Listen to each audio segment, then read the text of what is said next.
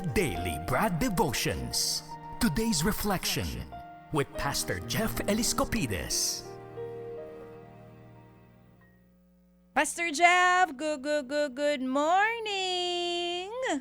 Good morning, Ted. Good morning, Cha. Tama ka, Brad. Ted, everything na ginagawa natin dito para lalo sa susunod na henerasyon, maging maayos, makadiyos. Yan. Yun. Maraming salamat, Pastor. At kami ready na sa magandang balitang hatid mo sa amin. Finally, Friday, First Friday ba ito? Tignan mo na. Hindi pala first, second na. Pero kasi itong linggo na to, buong linggo tayo nagtrabaho eh. Last week kasi 2 days lang because 1 into yun. Ito this time, first whole week natin mga kapatid. Nakaisang linggo tayong buo. Salamat sa Diyos. Anong magandang balita mo sa amin, Pastor? Well, kahit Friday, nasa faith-building topic at lessons pa rin tayo. Ito po yung mga talata sa Biblia na nakaka-boost ng ating pananampalataya. Alam ko, si Brad Ted at si Chacha, binabatikos nila yung mga dito po sa mundo na to na physical at kailangan talagang maayos.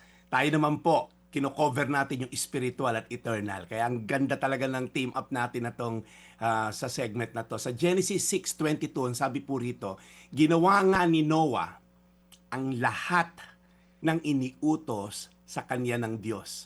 One sentence, one decision, one obedience that changed the history. Kasama po tayo dyan sa naapektuhan sa desisyon ng mama na to. Imagine po si Noah, alam natin, pinagawa siya ng arko. Ni wala pa siyang idea kung ano itsura ng ulan, hindi pa umuulan, wala siyang konsepto ng baha, okay? Wala pang flood control noon, hindi kailangan dahil wala pang ulan, walang scientific explanation sa kanya, walang crowd support, at sasabihin ng Diyos, gumawa ka ng malaking arko, okay? Hindi sa tabing dagat, hindi sa pantalan, kundi sa tuyong lupa.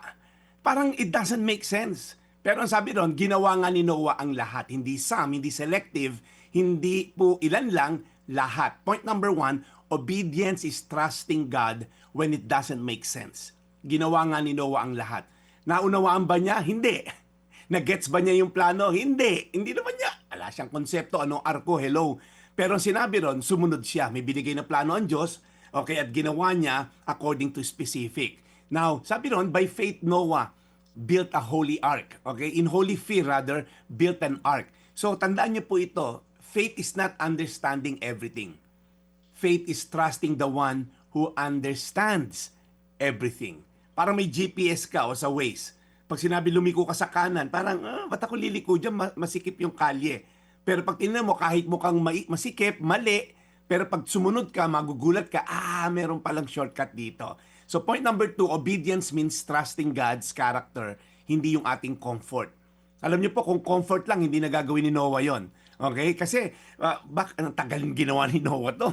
Okay? And then, nahatulan daw buong mundo, may paghuhukom na mangyayari, mamamatay lahat ng masasama. Naku po, sana.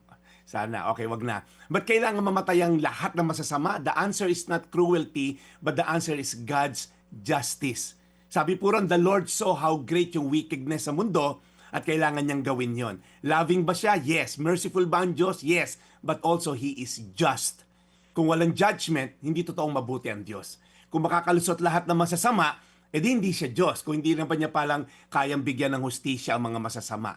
The flood was not sudden. Matagal po ito, dekada na nagpipreach si Noah na magbago na kayo dahil darating na ang paghukom ng Diyos. May babala po ang Diyos noon at hindi basta madalian. And lastly, as I end, yung obedience po ng isang tao na to, niligtas hindi lang siya, but ang kanyang buong pamilya. Dahil sa obedience ni Noah, naligtas ang pamilya niya, na-preserve ang creation, nagkaroon ng bagong panimula. Kaya ka buhay ngayon dahil kay Noah. Kaya ako buhay ngayon dahil sa obedience na isang tao na to, na si Noah built an ark, and then he built a future. Kaya po, obedience is never private. It always has a generational impact. Kaya po, again, gusto ko lang po kayo encourage. Ano man inuutos sa iyo ng Diyos ngayon, whether magpakumbaba, magpatawad, itigil mo yung kalokohan mo, itigil mo yung pagnanakaw mo sa gobyerno. Maaring ito'y warning na sa'yo. Nakapakinig ka ngayon. Kala mo si Ted Filon lang papakinggan mo tungkol sa balita tungkol sa'yo. Baka ito, pinasabi sa'yo ng Diyos, itigil mo na ang pangungurakot at paggawa ng masama. Dahil may paghuhukom na mangyayari, eventually, ang sabi sa Biblia, for the wages of sin is death. Genesis 6:22, At ginawa nga ni Noah ang lahat ng iniutos sa kanya ng Diyos. Tayo manalangin, Panginoon. Kung sumusunod kami sa iyo, kung malaki mapapakinabangan namin. Sumusunod kami sa iyo kung malaki ang pangangailangan namin. Pag may matindi ng karamdaman, mayroong baon sa utang, talagang palasimba kami. Pero Lord, ang pagsunod sa utos ay hindi partial, hindi selective, it is total surrender. Even if it doesn't make sense minsan. Kaya Panginoon, patawarin mo kami Lord sa mga pagsunod namin na selective. Patawarin mo kami Lord sa pagsunod namin na self-serving. Kaya Panginoon, ngayon may mga nakikinig na selective lang ang pagsunod.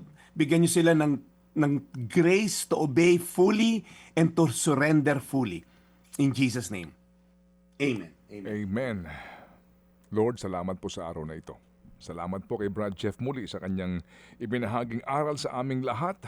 Salamat, Panginoon, sa lahat ng biyayang ito. In Jesus' name we pray. Amen. Amen. Brad Jeff, mabuhay ka. Bukas ay Sabado, Linggo. Baka meron kang mga kung ano maaari subaybayan ng ating mga tagapakinig na sa ganon ay magkaroon ng continuing guidance sa mga magagandang aral na iyong naibabahagi sa aming lahat. Go ahead, Brad. Well, Brad, tuwing alas 4 ng Sabado, tayo po ay may live na online preaching. Punta lang po kayo sa aking web, sa pastorjeff.ph na Facebook at sa YouTube po na Pastor Jeff. Ako'y po'y makakapanood ng full service. 1 oras po yan na pagsasamba. Alas 4 po ng hapon tuwing Sabado. pastorjeff.ph po na Facebook at YouTube channels. Ted? Okay, Brad, salamat na marami at muli, advance happy birthday and Happy New Year. Happy birthday, Pastor. Brad Jeff, Alam mo, January pinaghahandaan ng 22. kaibigan ko yan. Ang Si kanyang Darth karawan. Mercado at si Lawrence. Okay. Ririgaluhan daw nila ako ng maaga. Salamat, Brad. Mabuhay ka. We'll catch you on Monday.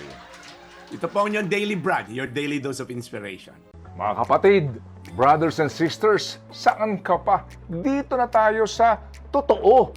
Dito na tayo sa True FM. Mga kapatid, mag-subscribe and follow po kayo sa social media accounts ng True Network PH. Yan po kami, hanapin nyo lang True Network PH, Facebook, Instagram, YouTube, TikTok, and podcast. Mapa Apple or Spotify man yan, mahahanap nyo kami. Lahat ng mga napapanood at napapakinggan nyo po sa programa, nasa social media accounts namin yan. So paano mga kapatid? See you sa social media! Ito tayo.